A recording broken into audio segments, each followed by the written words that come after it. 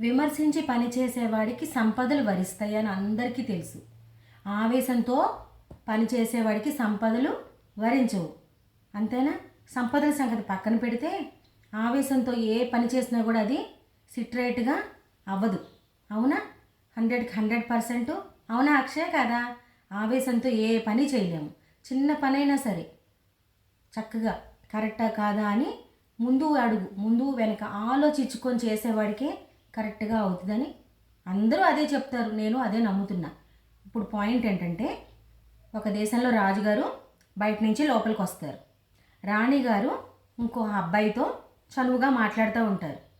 రాజుగారు లోపలికి వచ్చేస్తారు. కత్తి తీసి పట్టుకుంటాడు. అర్థమైంది కదా?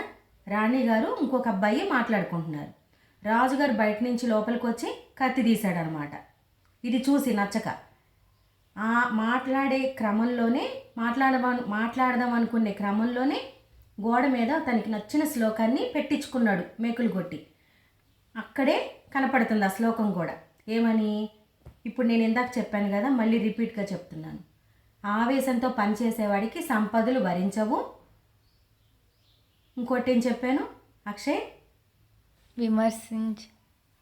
విమర్శించి పనిచేసేవాడికి సంపదలు వరిస్తాయి అని చెప్పాడనమాట. ఆ శ్లోకంలో అర్థం, సాంస్క్రిట్లో దానికి అర్థం అదనమాట. అది చదవటం వల్ల ఆవేశంతో రాణిగారి దగ్గరికి వెళ్ళి తల తీసేయొచ్చు ఇద్దరిది, ఇంకొక అబ్బాయిదిను రాణిగారిది. కానీ తనకిష్టమైన శ్లోకం కనపడేసరికి కోపాన్ని తగ్గించుకొని కామ్గా నిలబడి చూశాడు. కత్తి పక్కన పెట్టాడు.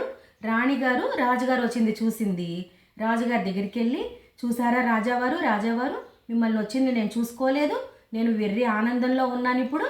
ఇప్పుడు ఇతన్ని ఎవరో గుర్తుపట్టారా? మనం అడవిలో తప్పిపోయాడు అనుకున్నామే, మన పెద్దోడు ఇప్పుడు దొరికాడండి, వచ్చాడు ఇంటికి అని చెప్పింది.